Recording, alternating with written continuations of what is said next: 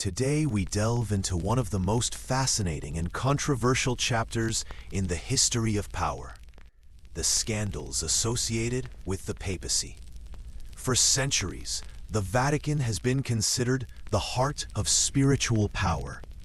But behind the sacred walls of history, political games, corruption, and ruthless ambition have shaped the Church in ways many have never heard.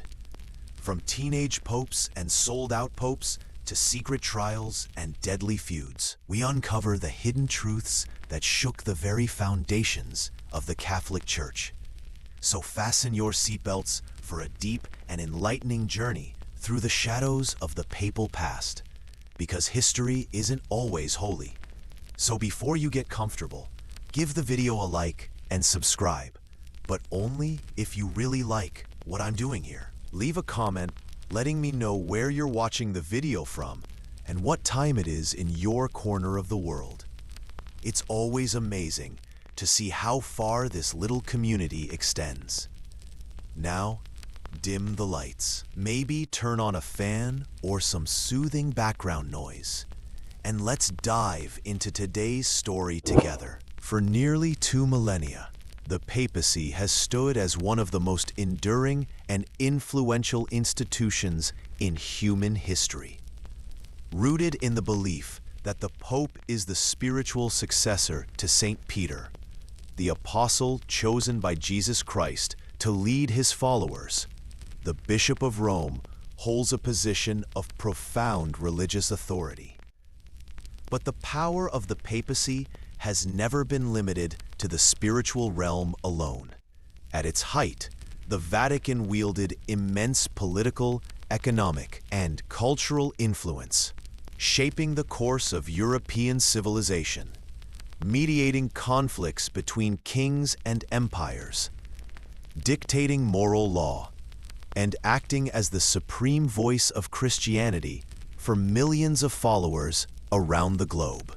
Yet, with such vast power comes the potential for both great good and great harm. While many popes throughout history have been revered for their piety, wisdom, and efforts to guide the faithful, not all who ascended to the chair of St. Peter upheld the virtues expected of them.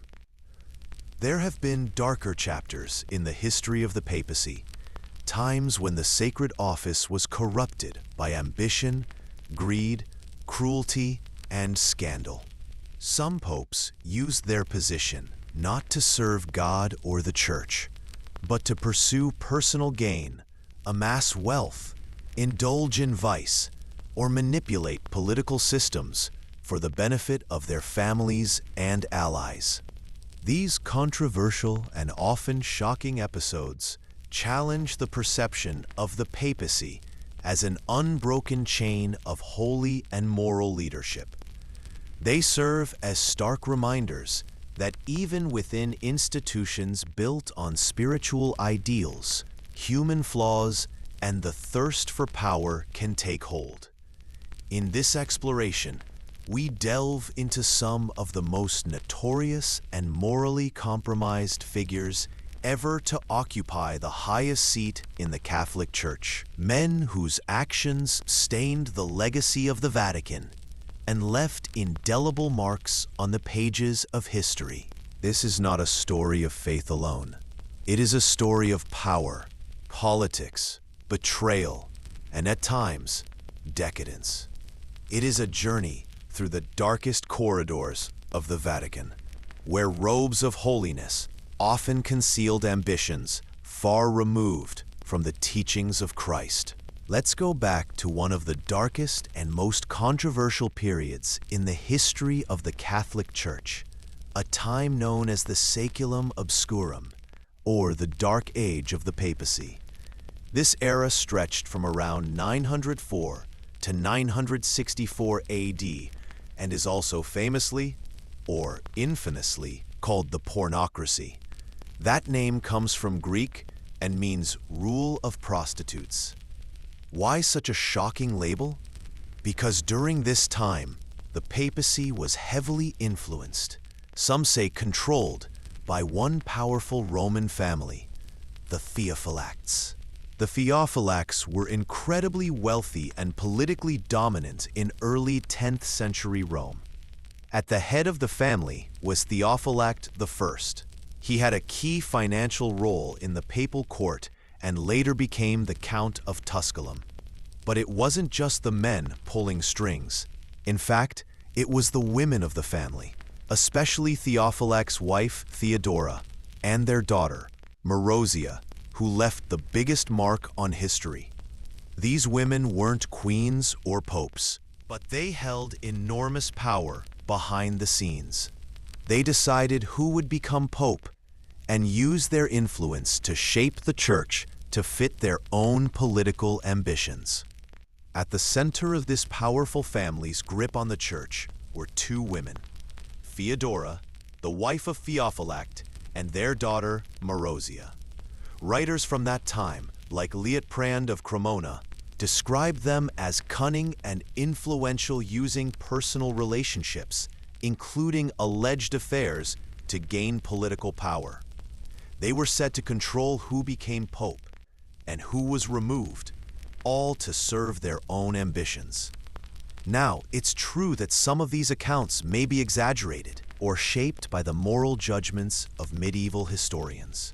But even so, the facts clearly show Theodora and Marozia held real political power in the Vatican. Marozia, in particular, played a key role in placing her lover, Sergius III, on the papal throne. He ruled as pope from 904 to 911, and according to several sources, they had a son, John XI, who later became pope himself at just 20 years old. All of this under Marozia's watchful eye. For years, Marozia effectively ran the Vatican. She chose popes who would follow her lead and used the church as a tool to secure her family's rule over Rome. During this dark chapter in church history, favoritism, corruption, and outside political control took a serious toll on the power and respect once held by the papacy. The Pope, meant to be a spiritual guide and moral leader, was reduced to little more than a puppet in the hands of powerful noble families. The church found itself wrapped up in scandal after scandal. There were shocking rumors of affairs, political murders, and bitter feuds between rival groups.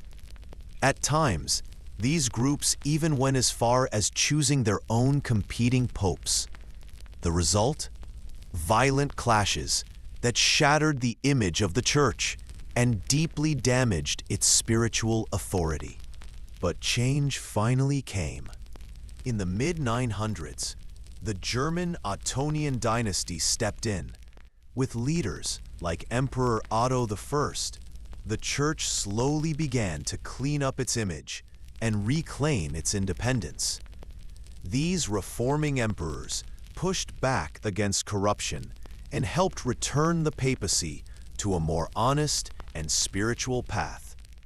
Still, the memory of the Pornocracy didn't just fade away.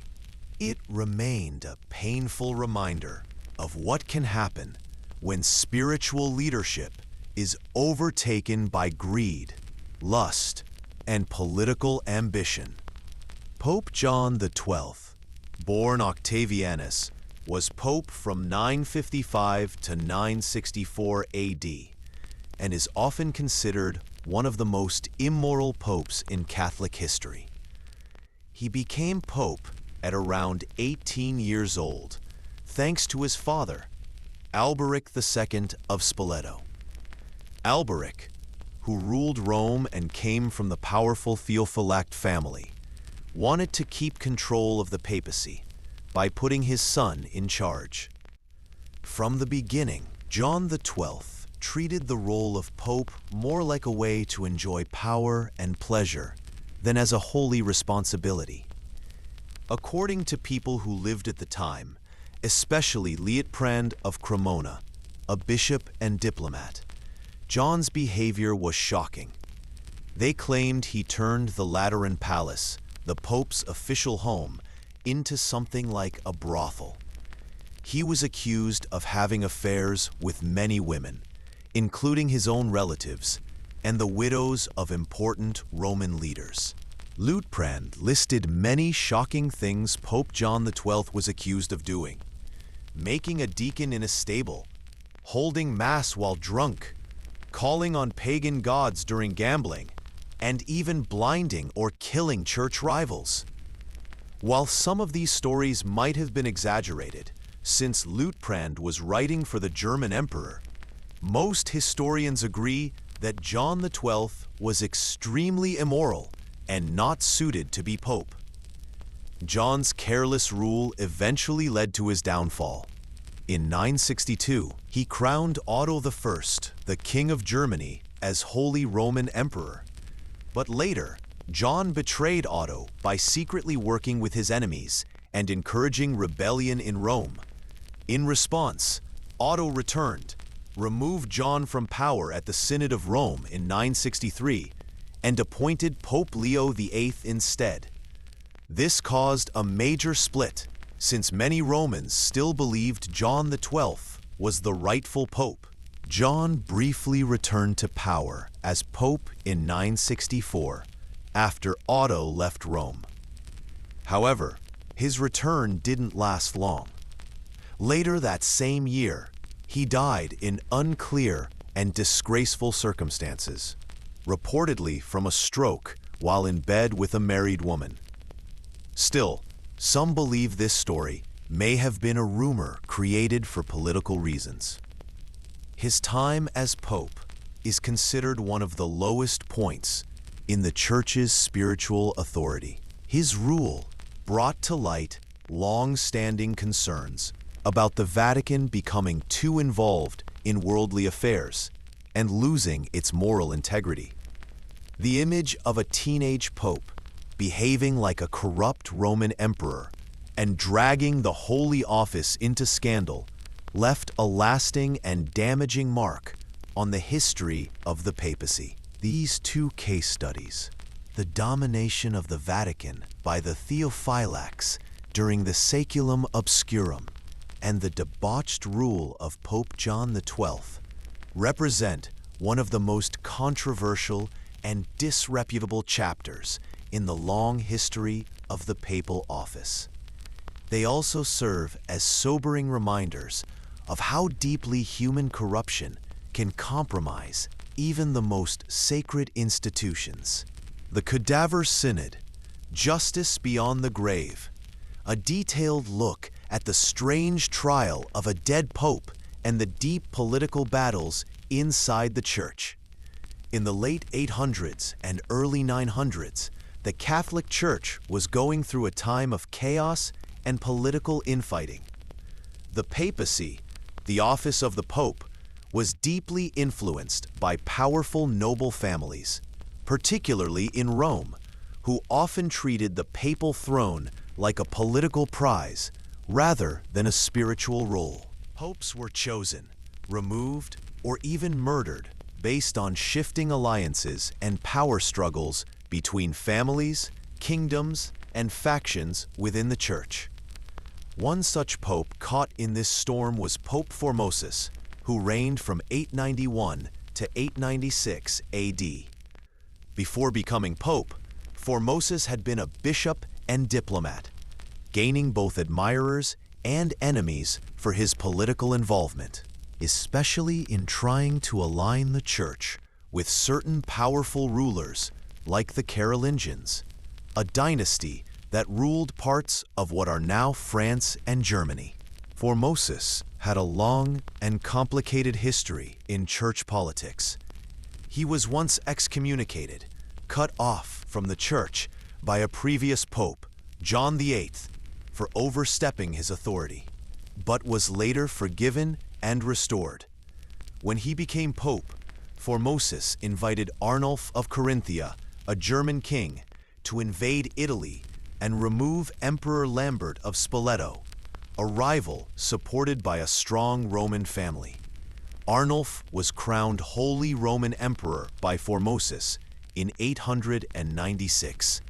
However, this plan failed. Arnulf fell ill and had to leave Italy, and Lambert regained power. This left Formosus and his supporters in a dangerous position.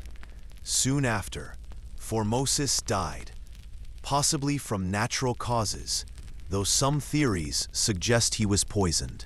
After Formosus died, a few short-term popes came and went. Then in 896, Pope Stephen VI, also known as Stephen VII, became pope. He was strongly aligned with the Spoleto family, enemies of Formosus. Stephen wanted to completely erase Formosus's legacy and discredit everything he had done as pope. This led to one of the strangest events in church history, the Cadaver Synod, also called the Synodus Horrenda, or Horrible Synod. In January 897, Pope Stephen VI ordered that Formosus's body be dug up from its grave in St. Peter's Basilica, where it had been buried months earlier. The corpse, badly decayed, was dressed in papal robes, seated on a throne, and put on trial in front of a church council. During the trial, a deacon was forced to stand beside the body and speak on its behalf, answering questions like, "Why did you become pope when you were still Bishop of Porto?" A charge that Formosus had held more than one bishopric, which was against church law. Stephen VI accused Formosus of violating canon law and of being unworthy of the papacy. The court, led by Stephen himself, found the corpse guilty. As punishment, the papacy of Formosus was declared invalid. All his acts as pope were annulled. The fingers he had used to bless people were cut off. His body was stripped of its papal garments. Then, in a final act of disrespect, the corpse was thrown into a common grave. Later, it was dug up again and thrown into the Tiber River, the main river that runs through Rome. The spectacle of putting a dead pope on trial shocked and disgusted many people, even in a time of intense political corruption. The Roman public and many clergy were outraged. Not long after the trial, Pope Stephen VI faced a backlash. A rebellion broke out in Rome, and he was imprisoned and later strangled to death in prison in August 897. Later popes, starting with Pope Theodore II, tried to undo the damage. Theodore II held a short reign, but ordered that Formosus's body be recovered from the Tiber and given a proper burial. Pope John IX, who came after Theodore, held a synod that declared the Cadaver Synod invalid and forbade any future trials of dead people. However, some later popes still tried to undo or support parts of what Stephen VI had done, showing that the controversy continued for years. The Cadaver Synod became a symbol of just how far the political battles within the church had gone. It showed the dangerous mixing of religion and power, and how popes could be used or even persecuted by the factions they either helped or opposed. Even today, the event is remembered as one of the most bizarre and shameful episodes in papal history. It raised serious questions about justice, abuse of power, and the role of the church in politics. The image of a pope putting a corpse on trial remains a haunting reminder of the extremes people will go to in the name of revenge and control. The Western Schism, a church divided. By the late 1300s, the Catholic Church was already under stress. For nearly 70 years, from 1309 to 1377, the popes had lived not in Rome, but in Avignon, France. This period was known as the Avignon Papacy, and many people across Europe, especially in Italy, saw it as a time when the church was too heavily influenced by the French crown. In 1377, Pope Gregory XI moved the papacy back to Rome, trying to restore its traditional home and authority. However, when he died in 1378, the Church faced a major crisis over who would become the next pope. After Gregory XI's death, a new pope had to be elected. But the mood in Rome was tense. The Roman people demanded an Italian pope, as many feared the cardinals would choose another Frenchman and move the papacy back to Avignon. Under pressure, the mostly French group of cardinals elected Bartolomeo Prignano, an Italian who was not yet a cardinal, but had served as Archbishop of Bari. He took the name Pope Urban VI. At first, the choice seemed to satisfy everyone. He was Italian, but not connected to any major political factions. However, it quickly became clear that Urban VI had a difficult, even dangerous personality. Pope Urban VI soon showed signs of anger, arrogance, and cruelty. He criticized the cardinals openly, insulted them, and even threatened them with violence. He demanded reforms in the church, but his aggressive and hostile way of enforcing them made him many enemies, especially among the same cardinals who had elected him. He refused to listen to advice and became more tyrannical as time went on. Urban's behavior led many to question whether he was mentally stable. Some of the cardinals even claimed they had only elected him under fear and pressure from the Roman mob, and that his election was invalid because it wasn't made freely. In response to Urban VI's conduct, 13 cardinals, mostly French, left Rome and declared his election null and void. They held a new election in September 1378, choosing a different pope, Robert of Geneva, who took the name Clement VII. He set up his papal court in Avignon, starting a rival papacy. Now there were two popes, one in Rome and one in Avignon, each claiming to be the true head of the church. This marked the beginning of the Western Schism, also known as the Papal Schism, which would last for nearly 40 years. The schism divided all of Catholic Europe.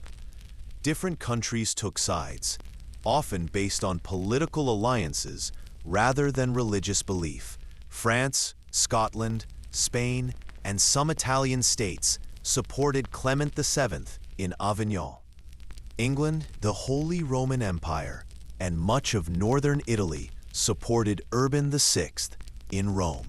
Each pope excommunicated the followers of the other, and the church became deeply split, not only at the political level, but also in the eyes of ordinary Christians, who were confused about which pope was the true leader. Urban VI remained pope in Rome until his death in 1389, and his reign continued to be marked by violence. He even tortured and executed cardinals who opposed him, including those he suspected of conspiring against him. After Urban's death, his successors continued the Roman line of popes, while the Avignon popes maintained their own line. Eventually, a third line of popes was created in an attempt to resolve the issue. In 1409, a church council in Pisa tried to fix the schism by deposing both the Roman and Avignon popes and electing a new pope, Alexander V. But instead of solving the problem, this move created a third pope, making things even more confusing. The schism finally ended at the Council of Constance, 1414 to 1418, where church leaders and political rulers came together to resolve the crisis. The council forced the resignation of the Pope in Pisa and deposed the Avignon Pope. The Roman Pope at the time, Gregory XII, agreed to step down voluntarily. In 1417, the council elected a new pope, Martin V, who was accepted by almost everyone. This marked the official end of the Western Schism and restored unity to the papacy. The Western Schism left a long-lasting mark on the Catholic Church. It made many believers lose trust in the Pope's authority. It damaged the Church's image because people saw how political fights and power struggles had taken over its leadership. This caused many to call for change, which eventually led to even bigger problems later on, like the Protestant Reformation. The schism also revealed a serious flaw in the Church's system. There was no clear way to settle arguments about who the real pope was. It showed how risky it is when the Church becomes too deeply involved in politics. The Borgia papacy, nepotism and notoriety. Who were the Borgias? The Borgias were a Spanish-Italian family that rose to great power in the 15th century, especially in the Catholic Church.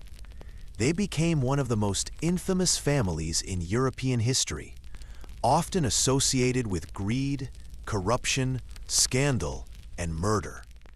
Their name is most often linked with Pope Alexander VI, born Rodrigo Borgia, whose time as Pope, 1492 to 1503, was one of the most controversial in Church history. Rodrigo Borgia was born in Spain in 1431 and came from a powerful family. His uncle, Pope Calixtus III, made sure Rodrigo received top positions in the Church early in life. Rodrigo became a cardinal and later the vice-chancellor of the Church, one of the most important positions in the Vatican. He held this post for over 35 years, gaining wealth, influence, and many political allies. In 1492, after the death of Pope Innocent VIII, Rodrigo Borgia was elected pope. He took the name Pope Alexander VI. His election was widely believed to have involved simony, the buying and selling of church offices. Many claimed that Rodrigo paid large bribes to other cardinals to secure their votes. As pope, Alexander VI was known for nepotism, the practice of giving high-ranking church or political positions to family members. He openly promoted his children, especially his son, Cesare Borgia, and daughter Lucrezia Borgia. Although popes were expected to live celibate lives, Alexander VI had several mistresses and multiple children, whom he recognized publicly. He used the papacy to advance their careers and gain land, titles, and power. Cesare Borgia was made a cardinal while still young, and later became a powerful military leader. Alexander helped him conquer territories in central Italy. Lucrezia Borgia was used as a tool for forming alliances, married off several times to noble families for political gain. These actions were seen as deeply corrupt and scandalous, even by the standards of the time. Pope Alexander VI was also known for living in luxury. He hosted elaborate feasts and celebrations, sometimes with questionable behavior. His court at the Vatican became a symbol of excess and immorality. Stories spread, some true, others exaggerated, about orgies, bribery, and poisonings. Though many of these tales were fueled by enemies of the Borgias, Alexander's papacy was clearly marked by favoritism, corruption, and greed. Alexander VI was also deeply involved in the politics of the time. He worked hard to protect and expand his family's influence by forming and breaking alliances with powerful rulers such as the kings of France, Spain, and Naples. He supported France's King Charles VIII during his invasion of Italy, then later turned against him when it suited his goals. Alexander constantly shifted loyalties to maintain power and secure territories for Caesarea. He even used the Church's power to issue papal bulls, official decrees that shaped world history, like the Treaty of Tordesillas in 1494, which divided newly discovered lands outside Europe between Spain and Portugal. By the time Alexander VI died in 1503, the papacy was seen by many as deeply corrupted. His reign had made people question the moral integrity of the Church. While some admired his political skill and boldness, most remembered him for manipulating the Church for personal and family gain. After his death, his son Cesare tried to hold on to power, but quickly lost his influence. Many of the Borgia family's allies turned against them. The family's reputation never recovered. The corruption during Alexander VI's rule contributed to growing demands for church reform. His papacy was one of several that helped fuel criticism of the Church's leadership, setting the stage for the Protestant Reformation in the early 1500s.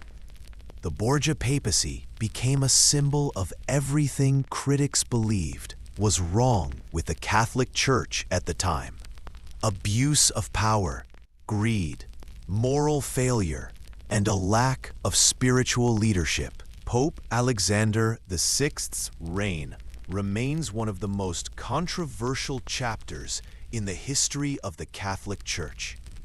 His time as Pope was filled with ambition, manipulation, and scandal.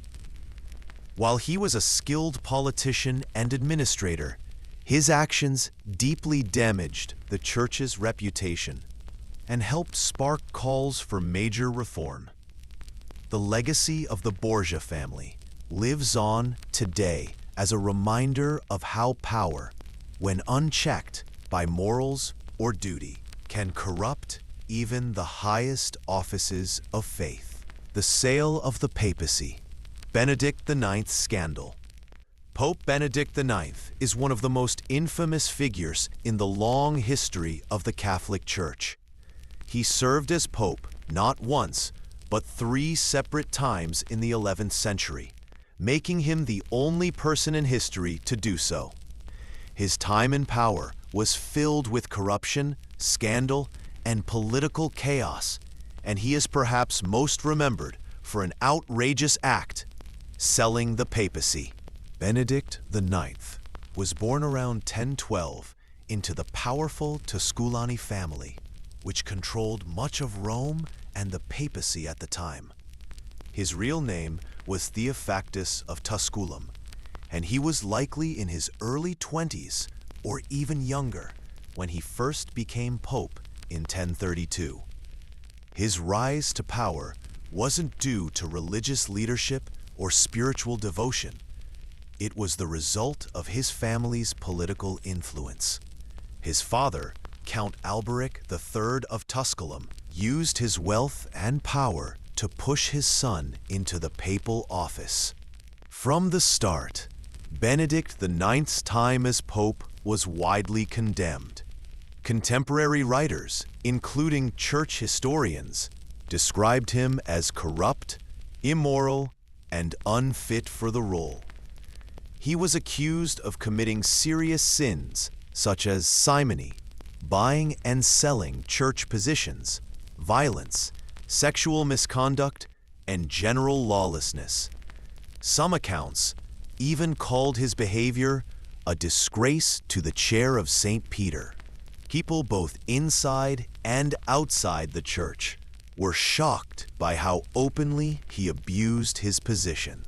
In 1044, a revolt broke out in Rome due to growing anger over Benedict's behavior.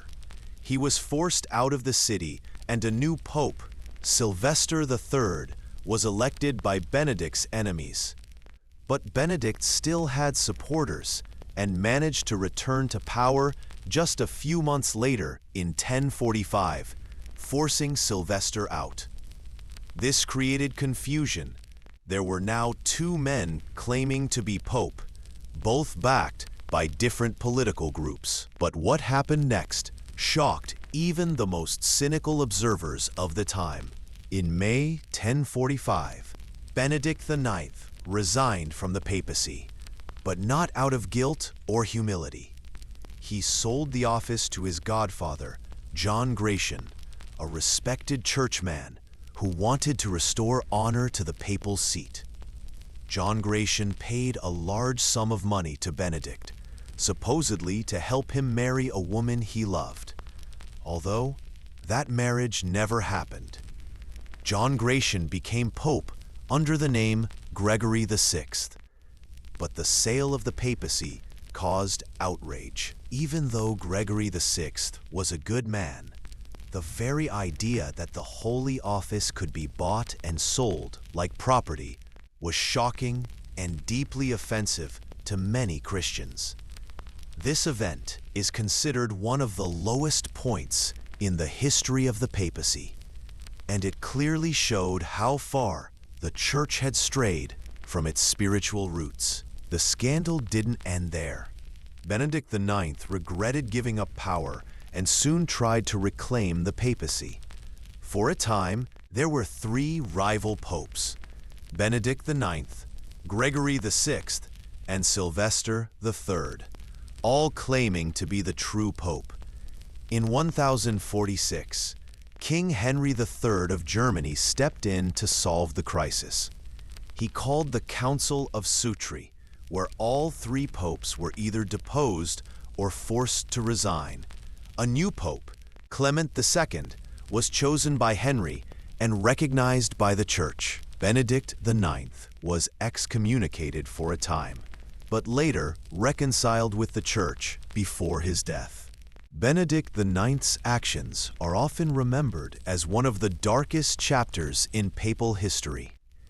His sale of the papacy represents the commodification of a sacred office, treating the leadership of the Church as if it were something to buy, sell, or trade, rather than a divine calling. His behavior fueled demands for reform within the Church and helped lay the groundwork for later efforts to separate church leadership from political and financial corruption. Pope Benedict IX's scandalous life and actions showed just how corrupt the Church had become in the early 11th century. By treating the papacy like a personal possession, he weakened the Church's authority and spiritual credibility. His story is often used as a warning about what can happen when power, money, and politics take over a role meant to be guided by faith and service. The Church would eventually move toward reform, but not before enduring more turmoil sparked by leaders like Benedict IX. The Inquisition intensified Paul IV's reign of intolerance. Pope Paul IV, born Gian Pietro Carafa in 1476, became pope in 1555 and ruled until his death in 1559. Before becoming pope, he had a long career in the Church as a strict and serious reformer. He believed the Catholic Church needed to be purified from corruption, but his version of purification often came with severe punishments, harsh intolerance, and extreme policies. His papacy came during the time of the Counter-Reformation, a movement by the Catholic Church to respond to the spread of Protestantism and to reform itself from within. However, Paul IV's methods were some of the most oppressive and hardline seen during this period. Even before he became pope, Carafa had helped re-establish the Roman Inquisition in 1542, a church court that investigated and punished heresy, beliefs that went against Catholic teachings. But once he became pope, Paul IV took the Inquisition to a much more extreme level. He believed that anyone who disagreed with official church teachings was dangerous. Under his leadership, the Inquisition expanded its reach, targeting not only Protestants, but also Catholic thinkers, scientists, artists, and anyone who questioned church authority. Used torture and secret trials to extract confessions from the accused. Imprisoned or executed many people, including clergy, intellectuals, and ordinary citizens. One famous victim was Cardinal Giovanni Morone, who was falsely accused of heresy and imprisoned for years without trial. Even after Paul IV's death, Morone was found innocent and released.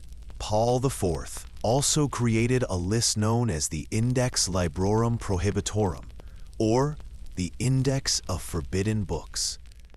This was a list of books that Catholics were not allowed to read, own, or publish. The index included works by Protestant writers, scientific thinkers, and even Catholic authors who had written anything critical of the Church. His goal was to control information and limit the spread of ideas that challenged church teachings. People caught with forbidden books could be punished by the Inquisition. One of Paul IV's most infamous actions was his treatment of Jewish communities in Rome and other parts of the Papal States. In 1555, he issued a papal decree called Cum Nimis Absurdum, which forced Jews to live in a walled area of Rome known as the Roman Ghetto, the first official Jewish ghetto in the city's history. Required Jews to wear special clothing or badges so they could be easily identified. Banned Jews from owning property, running certain businesses, or interacting freely with Christians. Ordered that synagogues be reduced in number and that Jews could not study important Jewish texts freely. These policies were based on Paul IV's belief that Jews were spiritually inferior and should be separated from Christians. His rules remained in effect for many years, even after his death, and set a pattern of discrimination that continued in later church policy. Paul IV was also known for his hostility toward Protestants, whom he saw as dangerous enemies of the Church. He believed in using force and censorship to crush any sign of Protestant influence in Italy. But he wasn't only hard on Protestants. He was also suspicious of moderate Catholics and anyone who supported compromise or peaceful discussion. He fired many church officials he didn't trust and made enemies across Europe. He even clashed with King Philip II of Spain, one of the most Catholic monarchs of the time. When Pope Paul IV died in 1559, many Romans were relieved. He had ruled with such strictness and fear that people openly celebrated his death. Rioters burned the buildings of the Inquisition in Rome, destroyed statues and symbols of Paul IV, tried to erase his memory because of the suffering and division he had caused. Paul IV's reign is remembered as one of the most harsh and intolerant periods in papal history. While he believed he was defending the faith and purifying the Church, his methods caused fear and suffering among Jews, Protestants, and even faithful Catholics.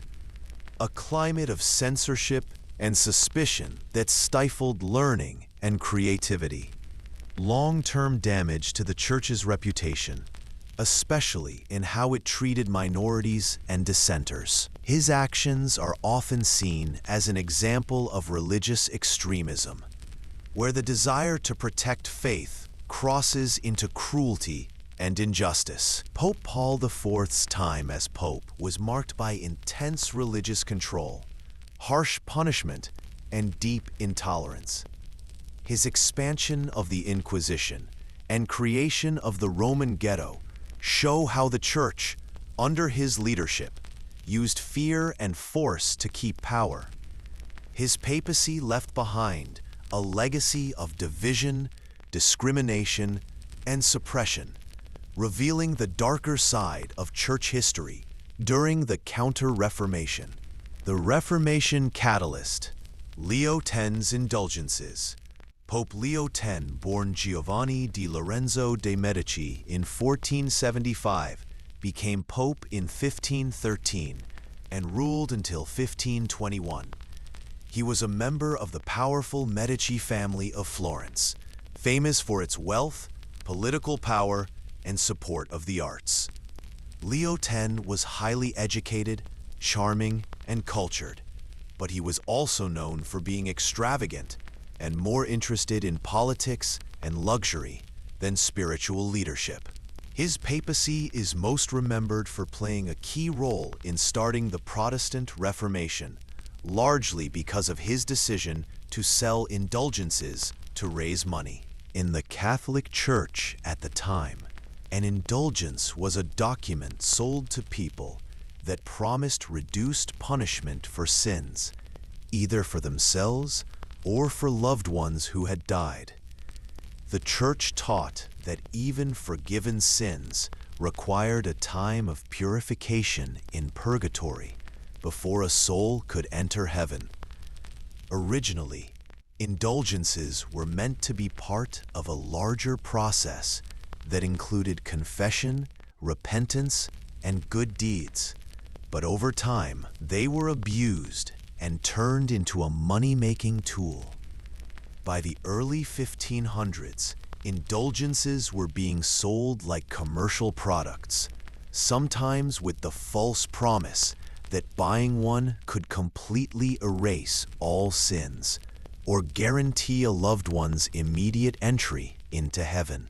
Pope Leo X inherited major financial problems when he took office.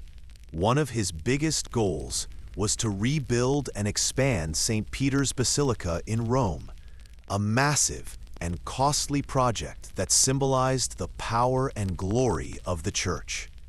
To fund this, Leo X authorized the widespread sale of indulgences across Europe.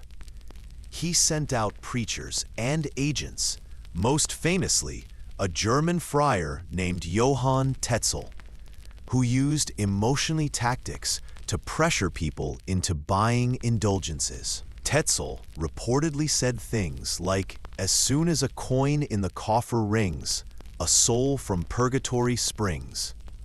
This practice deeply disturbed many Christians who felt that the Church was exploiting people's faith and fears just to raise money. It also blurred the line between spiritual salvation and financial transaction, making it seem as if heaven could be bought.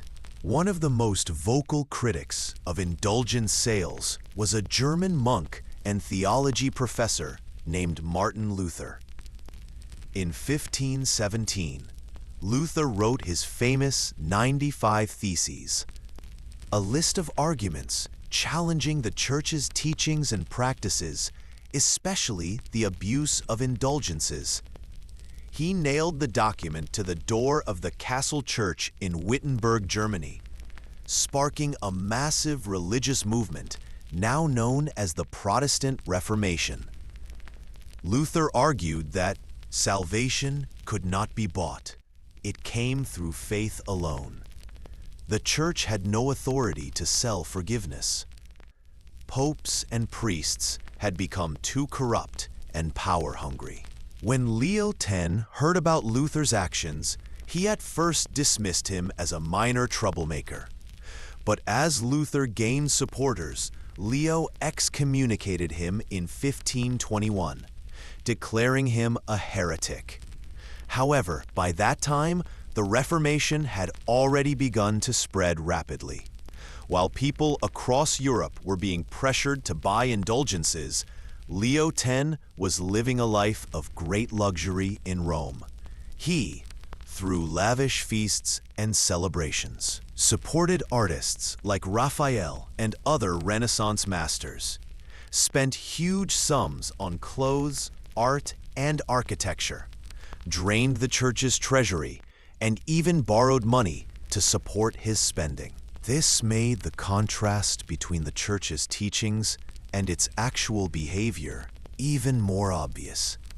Many people saw Leo X as a symbol of the church's greed and moral decay.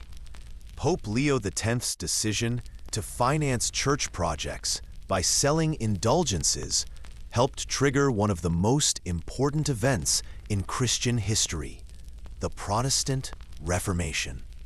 His actions, though not unusual for his time, exposed deep problems within the church: abuse of spiritual power for money, lack of accountability at the highest levels of leadership, detachment from the needs and concerns of ordinary believers. These events forced the Catholic Church to eventually face serious calls for reform. In the years and decades that followed, church leaders began to clean up some of the worst abuses, partly in response to the criticism and competition from Protestant reformers. The story of Leo X reminds us that when religious institutions become too focused on wealth and power, they risk losing their moral authority. It also shows the importance of listening to criticism, correcting wrongdoing, and keeping religious leadership focused on faith, service, and humility.